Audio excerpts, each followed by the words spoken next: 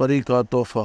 وہ ایک سنہری شام تھی جب شہزادی عنایا، شہزادی سونیا اور ان کی پکی سہیلی شمیلہ سب مل کے باغیچے میں خوشگوار موسم کا مزہ لے رہی تھیں۔ شہزادی عنایا اور سونیا دونوں جڑواں بہنیں تھیں۔ بچپن ہی سے ان کی دوستی ایک اچھے گھرانے کی لڑکی شمیلہ سے تھی۔ یہ تینوں ایک دوسرے سے بے حد پیار کرتی اور ہمیشہ ساتھ ساتھ رہتی تھیں۔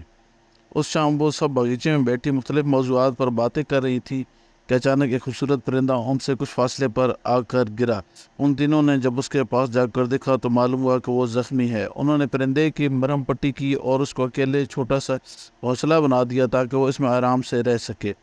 پرندہ آہستہ آہستہ ٹھیک ہو گیا۔ وہ سب بہت خوش تھی۔ انہوں نے پرندے کے سر پر نرمی سے باری باری ہاتھ پھیرا تو وہ اچانک ایک خوبصورت پری کی شکل میں بدل گیا۔ وہ تینوں بہت حیران ہوئی، مگر پری نے انہیں کہا کہ اس نے دیکھ بھال کی جس کے بدلے وہ ان کو تحفہ دینا چاہتی ہے۔ پھر اس نے اپنی چھڑی گھمائی تو اس کے ہاتھ میں ایک لال پوٹلی نمودار ہو گئی۔ جب اس نے اسے کھولا تو اس میں سے 3 خوبصورت سی چمکتی دمکتی ہیرے کی انگوٹھیاں نکلیں، جو اس نے تینوں میں تقسیم کر دی اور کہا جب کبھی مدد کی ضرورت ہو تو انگوٹھی کو اپنی مٹھی میں کس کر بند کر لیں، میں فوراً وہاں مدد کے لیے حاضر ہو جائے گی۔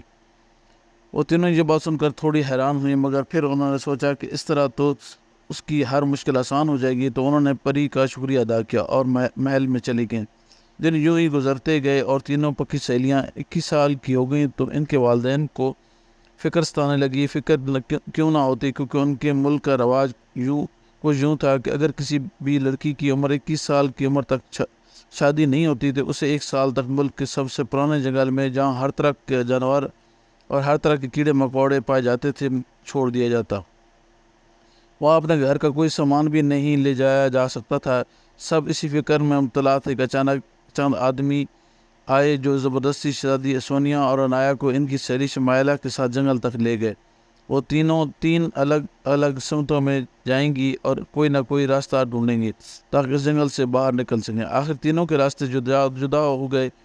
پھر 1 گھنٹہ چلنے کے بعد شہزادی عنایا کو شدت سے پیاس لگی۔ اس نے سوچا کہ اب میں اپنی پانی کہاں ڈھونڈوں گی۔ اچانک ہی اسے یاد آیا کہ وہ تو جب چاہے پری کو بلا سکتی ہے۔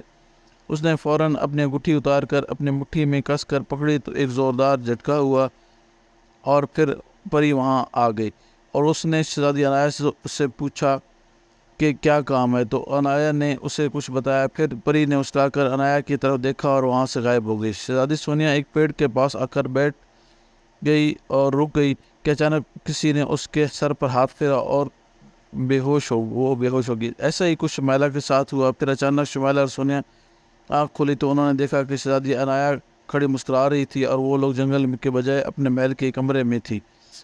ان دونوں نے حیرت سے عنایا کی طرف دیکھا تو اس نے بتایا کہ اس نے پری سے کہا تھا کہ وہ ان دونوں کو اس کے پاس لے کر آئے اور پھر انہیں چپکے سے محل کے کسی کونے کمرے میں چھوڑ دے جہاں لوگوں کا گزر نہ ہو، اور ان دونوں سونیا اور شمیلہ کو بھی اس بات کا علم نہ ہو، ورنہ وہ ڈر جائیں گی، کیونکہ سونیا اور شمیلہ جادو اور پریوں سے ڈرتی تھیں۔